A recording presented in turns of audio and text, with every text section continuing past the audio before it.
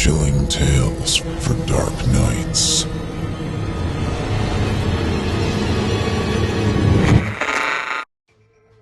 The following performance is a third-round entry in the 2018 Evil Idol voice acting competition, in which you, the listener, get to help decide who wins. I'm Jonathan West, winner of the 2017 Evil Idol competition, and I'll be your host as all of us help decide who will be crowned the next monarch of the macabre. Voting is easy. If you'd like to see tonight's featured contestant move on, simply log into your YouTube account and click the thumbs up icon if you'd like to see the contestant move on. Or give them a thumbs down if you'd rather they not. Voting on this entry will last for 1 week only, so don't delay. Want to spread the word about Evil Idol and tonight's contestant? Share this video on social media and include the hashtag EvilIdol2018. For myself and the creative team behind Chilling Tales for Dark Nights, good luck to all of our contestants, and thank you, listener, for helping us to coronate this year's Tyrant of Terror.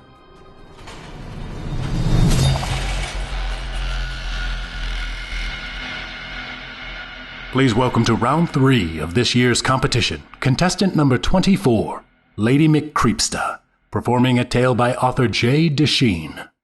Submitted for your approval, we present to you Shocker. Dave Tannen slowly awoke in the darkened room. What the hell happened? He wasn't sure if his eyes were open or not until his vision adjusted to his surroundings. His head throbbed mercilessly. He tried moving his arm, thinking it would feel good to rub his aching temples, but he found he was paralyzed. Something held it in place. Leather straps, he wondered, attempting to feel the nature of his restraints. What the fuck? He spat groggily. He searched his memory for some idea of how he'd landed here. What was the last thing he remembered? Leaving the studio? Yes, he remembered now. He hadn't taped a show that day. There had only been a meeting scheduled to discuss guests and stories for the upcoming season.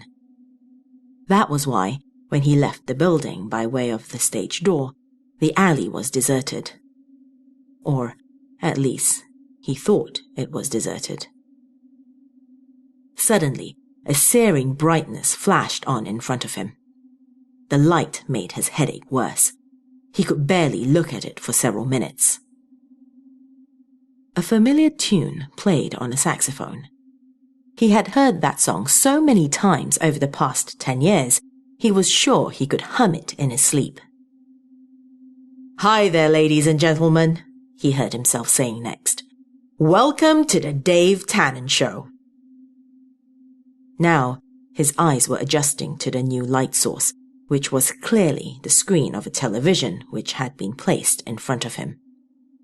He turned just in time to see the camera's eye view of a crowd of eager audience members. Some of them shouted his name with an affected deepness that might have been more appropriate for a sports arena. At last, the noise died down, and he continued. "You know, folks," he said, "we've seen a lot of shocking cases on this show. But this has got to be one of the most disturbing. Take a listen to Calandra's story." A wide-eyed, pug-faced woman appeared on screen with streams of unctuous tears pouring from her eyes and making her cheeks glisten. She was the picture of worry and doubt. It had always been fascinating to Dave how easily human emotions could be manipulated. The people he paid to work his guests into a frenzy really knew how to do their job, making the poor saps barely functional by the time they hit the stage, just like this woman. Dave heard his voice continue over a succession of pictures of a seemingly happy family. Calandra thought she had the picture-perfect life with her husband Grayson and her 3-year-old son Teddy. Everything was great until one day Teddy came to his mom with a shocking accusation. The episode crudely jumped to a later moment. Now, Calandra and Dave sat beside each other on the small stage. The back wall was boldly emblazoned with Dave's trademarked logo. Normally, the sight would inspire such pride within him, but the current circumstances only created confusion. Calandra spoke hurriedly through her tears in a raspy Alabama accent. Well, I was giving my son a bath, and he said, "Mama, am I a boy or a girl?" I said, "What are you talking about? You're a little boy." Because we don't play that stuff in my family, Dave. We don't do that, even if you are a homosexual. I understand, said Dave. He remembered clenching in that moment and hoping to urge Calandra past saying anything that might offend his viewership. Luckily, the woman took the hint and continued. So I said, "You're a little boy." And he said, "Why?" And I said, "'Cause you got a pee-pee. You know?" And then he went real quiet and said, "Is Daddy a boy too?" And I said, "Yes, Daddy is a big boy." And then he said, "Then Daddy has a big pee-pee." The audience reacted with manufactured shock thanks to another skillful employee who had primed them beforehand, giving them explicit instructions to react big whenever possible. Calandra continued. I immediately started screaming and crying, Dave. I flipped out, and my son started screaming and crying too. I said, "Why are you crying?" And he told me he was scared. He said he was scared. My son was scared. So what did you do? Dave asked her. I called the show, Dave. The crowd cheered loudly, and Calandra kept on talking. I need answers. I need to know if my husband did anything to my son. I'm a mother. Dave couldn't help but chuckle to himself at how common this story was. Mothers with lives so uneventful that they look for the slightest reason to create drama. And then, when they find it, who do they call? Not the police, not a doctor, not anyone else who might be a logical choice. No, they call the Dave Tannen Show. It's a hell of a way to make a living, Dave thought. Another jump cut, and Grayson, the boy's father, stood on stage. He proclaimed his innocence through desperate tears while Dave berated and threatened him. Through it all, the audience called out with their own indictments of the man they'd never seen before that day. I think you did it, Dave insisted. No, Dave, I swear, Grayson pleaded. No. Dave was unmovable. I think you did something to that little boy, and you know what happens to guys like you who hurt little boys? They end up in jail, and then bigger boys hurt them. The audience cheered wildly as Grayson continued to defend himself. Another jump cut, and Dave could see now that he held a large envelope. A hush fell over the audience as he removed the single sheet of paper the envelope contained. Anything you want to confess before I read these results? Dave asked. No, said Grayson, still fighting back the sobs. I'm innocent. I didn't do anything. Dave turned his attention to the paper in his hand. Grayson came here and took a lie detector test. We asked him, have you ever touched your son, Teddy, for any purpose other than the normal interaction between a father and a son? He answered, no. We asked him, have you ever had inappropriate contact with your 3-year-old son, Teddy? He answered, no. We gave you the test 4 times and the results came back the same each time. That Grayson, Dave paused for effect as he always did not tell the truth. The audience erupted. Calandra melted into a quivering puddle of nerves. The camera focused in on Grayson's confused and devastated expression. Suddenly, the television switched off and the room was plunged once more into silence and darkness. An uncomfortably long moment passed. Through his uneasiness, Dave began to put the pieces of his current situation together. He reflected on the episode he had just been shown. The producers, with Dave's approval, decided what the results would be before the story even taped. It was common practice for trashy daytime talk shows. Ratings needed to be maintained, and so villains needed to be manufactured. It was all part of the business. It would make sense, therefore, if some former guests were angry, especially if they ended up on the wrong side of the story. It would not even be a stretch for some to desire and possibly seek revenge. Normally, Dave wasn't worried about such things, but now he was beginning to wonder if his confidence had been misplaced. There suddenly came a voice from behind him. It would have made him jump were he not strapped down. "Remember?" "Who's there?" Dave demanded, trying to sound as tough as usual. Even so, the quiver in his voice gave him away. He could hear shuffling footsteps coming around from behind him. "I said, who's there?" he tried again. A figure stepped into Dave's line of vision. It was barely discernible as Dave's eyes adjusted once again to the dark before he could tell it was a man. "You don't remember me, do you?" the figure said. Dave recognized the voice. "Grayson?" he asked. "Grayson Miller?"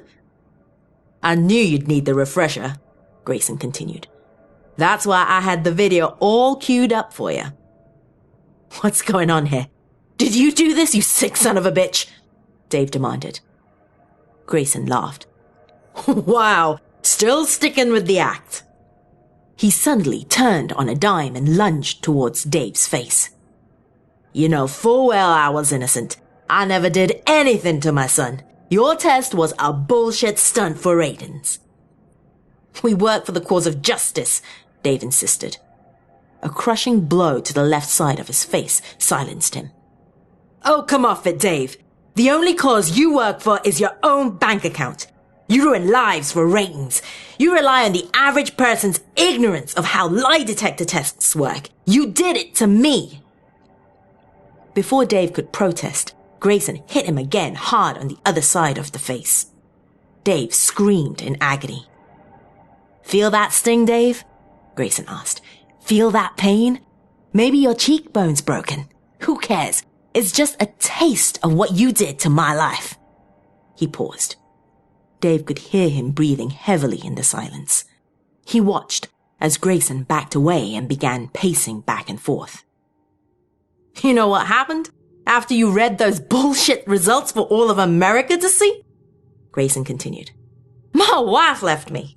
She had me arrested.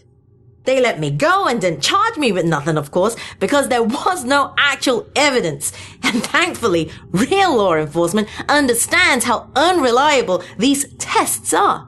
But that was a small victory. My marriage was already destroyed. She won't let me see my son. On top of that, I was fired from my job. What business would want that kind of scandal? No one in my family will speak to me. I ended up broke, homeless, on the street, and all for what? Because you needed ratings." Dave didn't know what to say, but felt compelled to try. Another swift blow silenced him, and his own scream filled the small room.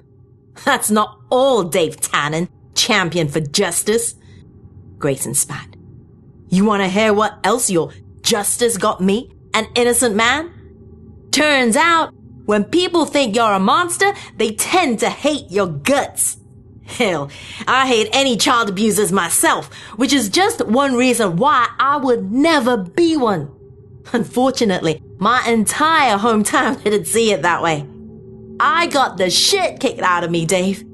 All I wanted to do was buy bread at the grocery store. Never even got in the door before some son of a bitch grabbed me from behind. Before I knew it, I was on the ground getting stomped on by 6 guys. 6, Dave. There were witnesses. No one did anything. No one wanted to help the supposed child abuser who hadn't been convicted in any court higher than the goddamn fucking Dave Tannen show. A sucker punch directly to the nose caught Dave off guard. He now wept and wailed in pain, just as so many guests had on his show. The taste of his own blood flooded his mouth. What? What do you want from me? Dave asked. Please, I'll do anything. Grayson chuckled in the dark. We're gonna do a little test of our own. He pulled a strange and unfamiliar object from somewhere nearby. You like to shock people, right, Dave? Grayson laughed again. Well, tonight, you're gonna get some of it back. No, please, Dave begged. Do you, or do you not, fabricate lie detector test results to shock audiences and get ratings? Grayson demanded. Please, answer the question. Dave breathed in. He had promised himself that he would never tell, but then he'd never expected to be in a position like this. Softly, he answered with the truth. Yes. There was a loud zap, followed by a wild scream of pain. It was the first of many such sequences that would come that night. Grayson would make an honest man of Dave Tannen as the night went on, and for the first time involve him sincerely in the cause of justice.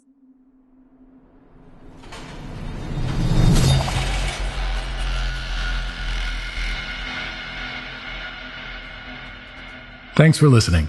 I'm Jonathan West, reminding you, if you haven't already, to cast your vote for this contestant via either a thumbs up or thumbs down. Voting is easy. Simply log into your YouTube account and click the thumbs up icon if you'd like to see the contestant move on. Or give them a thumbs down if you'd rather they not. Want to spread the word about Evil Idol and tonight's contestant? Don't forget to spread the word by sharing tonight's entry on social media and include the hashtag EvilIdol2018. You've been listening to Chilling Tales for Dark Nights in the 2018 Evil Idol voice acting competition. I'm your host, 2017 winner Jonathan West, inviting you to return every weekday for a new entry from our amazing contestants. Until then, turn off the lights and turn on the dark.